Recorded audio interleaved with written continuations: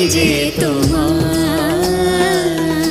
नमस्कार दोस्तों, फिल्मी एवरग्रीन में आप सबका एक बार फिर से हार्दिक स्वागत है। उम्मीद है आप सब अच्छे होंगे, तो आप सब मेरे साथ अंत तक बने रहें।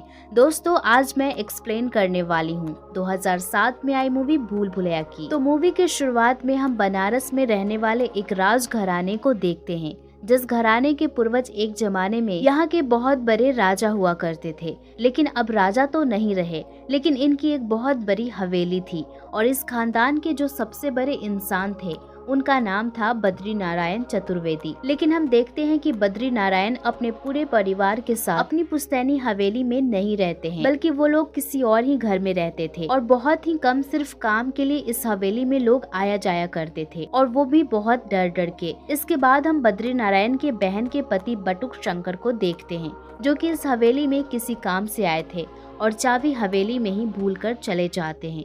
इसके बाद हम बद्री नारायण के बड़े भाई के बेटे सिद्धार्थ चतुर्वेदी को देखते हैं, जो कि अपनी वाइफ अवनी के साथ यूएस से लौटा था और सिद्धार्थ हाल ही में अवनी से शादी की थी और इसके बारे में उसने अपने परिवार को कुछ बताया भी नहीं था।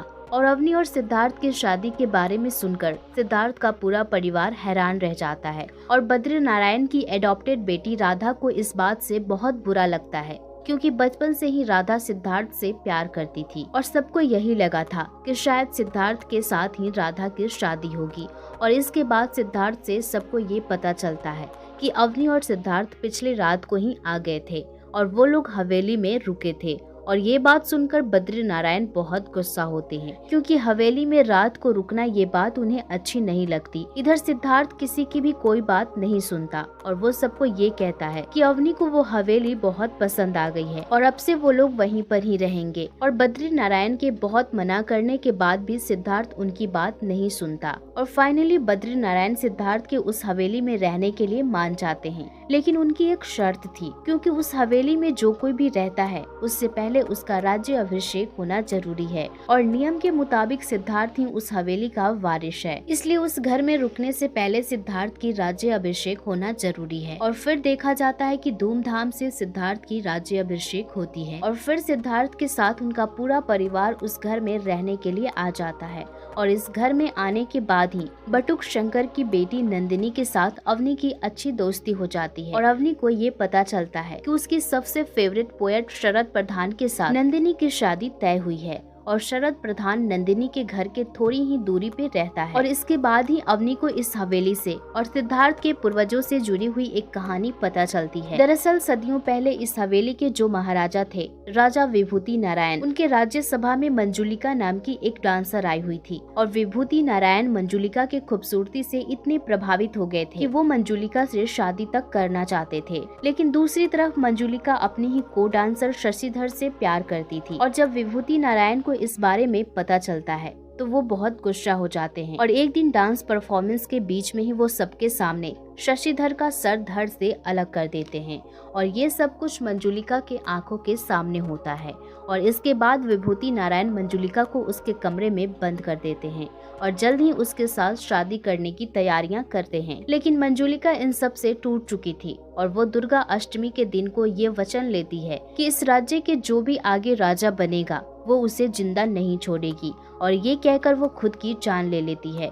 इसके बाद विभूति नारायण की भी अजीब तरीके से मौत हो जाती है और फिर इस हवेली में बहुत बड़े बड़े तांत्रिकों को बुलाया जाता है और कुछ दिनों तक हवन की जाती है। मंजुलिका की आत्मा को इस हवेली के एक जगह पर कैद कर दिया जाता है। इसके बाद इस जगह को छोड़कर सब चले जाते हैं और ये सारी कहानियां सुनकर अवनी और सिद्धार्थ को लगने लगता है कि शायद इस हवेली में कोई खजाना छुपा होगा और इसी खजाने को बचाने के लिए ये कहानियां गढ़ी गई है।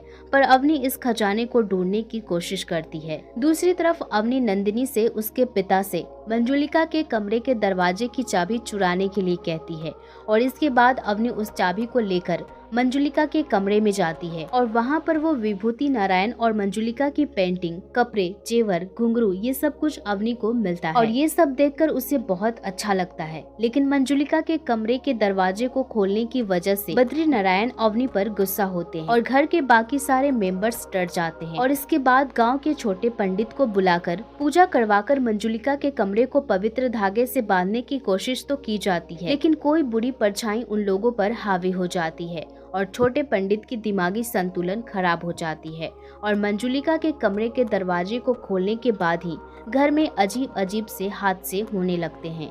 घर के जो नौकर थे वो खुले बालों वाली औरत को देखने लगते हैं और घर की सारी चीजें इधर उधर गिरने लगती है। और जब ये सब कुछ हो रहा था तो हर जगह पर राधा मौजूद थी और सिद्धार्थ को राधा पर शक होता है और वो बद्री नारायण को ये कहता है कि शायद राधा की दिमागी हालत ठीक नहीं है और उसे एक साइकियाट्रिस्ट की जरूरत है। लेकिन बद्री नारायण ये बात मानने के लिए तैयार नहीं थे। सिद्धार्थ भी चुप रहने वाला नहीं था, इसलिए सिद्धार्थ अपने एक साइकियाट्रिस्ट फ्रेंड आदित्य से कांटेक्ट करने की कोशिश करता है और उसे फौरन इंडिया बुलाता है। इसके बाद हम देखते हैं कि आदित्य सिद्धार्थ के घर पहुंचता है, लेकिन उसकी हरकतें और उसकी बातों को सुनकर घर वालों को शक होता है कि आखिर वो एक डॉक्टर कैसे है। दूसरी तरफ हम देखते हैं कि आदित्य एक टिपिकल डॉक्टर की तरह नहीं है, बल्कि वो बहुत ही अनकन्वेंशनल वे से अपनी पेशेंट की ट्रीटमेंट करता है। सिद्धार्थ से जब आदित्य को राधा के बारे में सारी बातें पता चलती है तो वो राधा से बातचीत करके उसे समझाने की कोशिश करता है। दूसरी तरफ इस घर में आने के बाद अवनी से आदित्य को मंजुलिका की कहानी के बारे में भी पता चलता है और अवनी आदित्य को मंजुलिका के कमरे में भी लेकर जाती है। वहाँ पर वो आदित्य को मंजुलिका की सारी चीजें दिखाने लगती है। वहीं अवनी देखती है कि मंजुलिका की घुंघरू मिसिंग है और वो बहुत ही परेशान हो जाती है। और इसके बाद देखा जाता है कि आदित्य रात रात भर जाकर घर में पहरा देता है कि कभी कोई अजीब हादसा हो इसे देखने के लिए।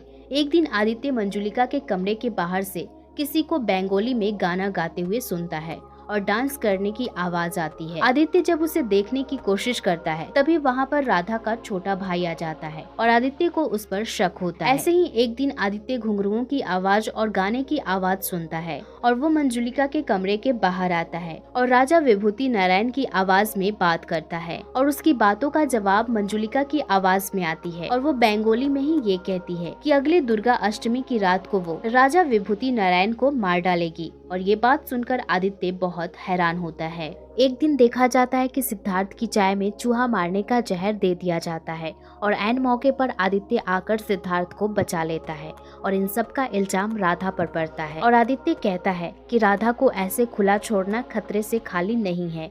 वो खुद राधा को एक कमरे में बंद करके रखता है। बद्री नारायण को इन सब बातों से बहुत गुस्सा आता है, लेकिन सिद्धार्थ और आदित्य बद्री नारायण की कोई भी बात नहीं सुनते। इसके बाद ही देखा जाता है कि नंदिनी के साथ शरद की सगाई होती है। सगाई के दिन आदित्य और सिद्धार्थ एक जगह पर मिलते हैं और देखकर ऐसा लग रहा था कि शरद अवनी के साथ जबरदस्ती कर रहा था और ये देखकर सिद्धार्थ को बहुत गुस्सा आता है और वो शरद को बहुत मारता है। दूसरी तरफ अवनी बेहोश हो गई थी, लेकिन इसके बाद आदित्य सिद्धार्थ को रोकता है और वो सिद्धार्थ को ये कहता है कि इस हवेली में घूमने वाली जो आत्मा है वो कोई और नहीं बल्कि अवनी है।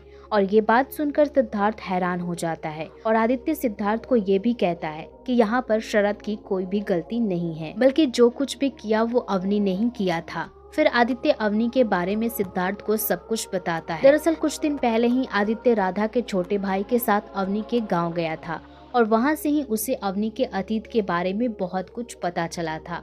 दरअसल अवनी अपने दादी और अपने पेरेंट्स के साथ पास ही के एक गांव में रहती थी और अवनी के पेरेंट्स बचपन में ही उसे उसकी दादी के पास छोड़कर यूएस चले गए थे अपना करियर बनाने और अवनी अपने दादी के साथ रहने लगती है। और अवनी की दादी अवनी को बचपन से ही तंत्र मंत्र भूत प्रेतों की कहानियाँ सुना दी थी और ये सारी कहानियाँ अवनी की दिलो दिमाग में बस गई थी और उसे ये सारी कहानियों में सच्चाई नजर आती थी। इसके बाद धीरे धीरे अवनी बड़ी होती गई और अवनी के पेरेंट्स अवनी को उसके दादी के पास से लेकर जाना चाहते थे और इस बात से अवनी बहुत नाराज थी। वह अपनी दादी को छोड़कर कहीं भी नहीं जाना चाहती थी। और एक दिन अवनी को पहली बार दौरा पड़ा और वो अपनी एग्जाम भी नहीं दे पाई। इसके बाद अवनी के पापा गुस्से में उसे यहाँ से यूएस लेकर चले गए और अवनी अपनी दादी से बिछड़ गई। इसके बाद धीरे धीरे अवनी बड़ी होती गई और सब कुछ ठीक हो रहा था और फिर अवनी सिद्धार्थ से मिली और उन दोनों में प्यार हुआ और उन्होंने शादी कर ली। और सिद्धार्थ को अवनी के पास्ट के बारे में ज्यादा कुछ भी पता नहीं था, लेकिन इसके बाद जब अवनी यहाँ पर आई और उससे मंजुलिका की कहानी के बारे में पता चला तो अवनी को लगा कि मंजुलिका और उसकी कहानी में बहुत मेल है और मंजुलिका के साथ जो अन्याय हुआ था उसका इंसाफ मंजुलिका को मिलना चाहिए। और धीरे धीरे कब मंजुलिका अवनी के अंदर समा गई और वो खुद मंजुलिका बनती गई, ये उसे पता ही नहीं चला। दरअसल अवनी को डिसोसिएटिव आइडेंटिटी डिसऑर्डर था और अवनी अब धीरे धीरे मंजुलिका बनती जा रही है। आधी रात वही मंजुलिका के कमरे में जाकर उसके कपड़े और गहने पहनकर मंजुलिका के गाने पर डांस करती है और वो राजा विभूति नारायण से मंजुलिका का बदला भी लेना चाहती है। और अगले दुर्गा अष्टमी में बहुत कुछ ही खतरनाक होने वाला है और इस बार अगर राजा विभूति नारायण को अवनी नहीं मार पाई तो वो खुद फिर से आत्महत्या कर लेगी।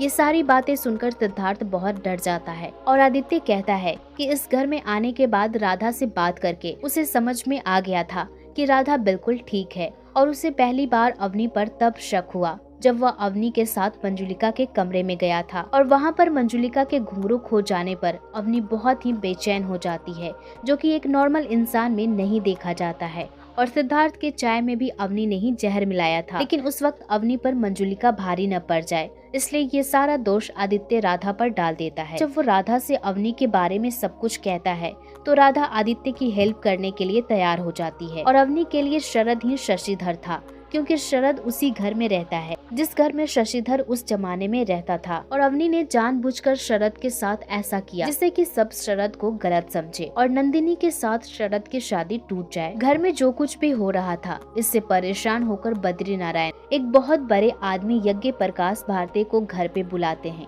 और यज्ञ प्रकाश जब घर में आते हैं तो आदित्य के साथ उनकी मुलाकात होती है और ये देखा जाता है कि यज्ञ प्रकाश और आदित्य एक दूसरे को पहले से ही जानते हैं। यज्ञ प्रकाश आदित्य को बहुत पसंद करते हैं।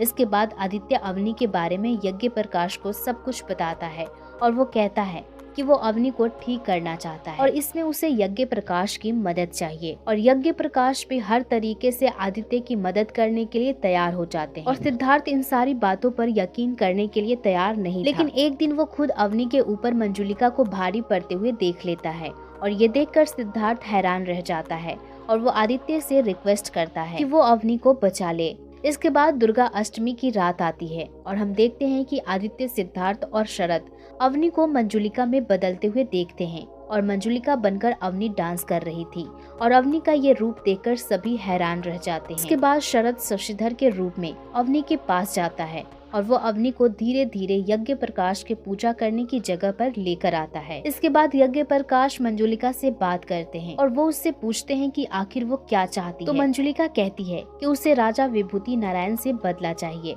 यज्ञ प्रकाश कहते हैं कि बदला लेने में वो उसकी मदद करेंगे, लेकिन उसे वादा करना पड़ेगा कि बदला लेने के बाद वो अवनी को छोड़ देगी। और मंजुलिका भी वादा करती है कि एक बार अगर बदला पूरा हो जाएगा तो वो यहाँ से हमेशा के लिए चली जाएगी। और ये देखा जाता है कि इस वक्त मंजुलिका की नजर में सिद्धार्थ ही राजा है, इसलिए वो उसे मारना चाहती है। इसके बाद देखा जाता है कि यज्ञ प्रकाश और आदित्य मंजुलिका के साथ एक चीट करते हैं और वो लोग सिद्धार्थ की जगह एक डमी को मंजुलिका के सामने रख देते हैं और मंजुलिका उसी डमी को राजा समझकर उस पर एक के बाद एक तलवार से वार करने लगती है। और इसके बाद जब उसे लगता है कि राजा की मौत हो गई है तो मंजुलिका धीरे धीरे अवनी का शरीर छोड़कर चली जाती है और अवनी बेहोश हो जाती है। और ये सब कुछ देखकर सिद्धार्थ के घर वाले हैरान रह जाते हैं। इसके बाद देखते हैं कि कुछ वक्त बीत चुका था। आदित्य अवनी का थेरेपी कर रहा था और अवनी अब बिल्कुल ठीक हो गई थी। अवनी आदित्य को उसे ठीक करने के लिए थैंक यू कहती है और आखिर में ये देखा जाता है कि आदित्य इस घर से जाने से पहले वो राधा से मिलता है और वो राधा को शादी के लिए प्रपोज करता है और कहता है कि अगर राधा तैयार है तो आदित्य के पेरेंट्स आकर राधा के घर वालों से बात करेंगे। और ये बात सुनकर राधा भी बहुत खुश होती है। इसके बाद आदित्य सारे घर वालों से अलविदा लेकर यहाँ से चला जाता है और इसी के साथ ये कहानी यहीं पे खत्म हो जाती है। तो दोस्तों कैसा लगा हमारा ये एक्सप्लेनेशन, और दोस्तों आप अगला एक्सप्लेनेशन किस मूवी का देखना चाहते हैं? कमेंट बॉक्स खुला है, हमें अपनी राय अवश्य दें। बाकी जल्द ही मिलती हूँ एक नई वीडियो के साथ, तब तक आप अपना ख्याल रखें।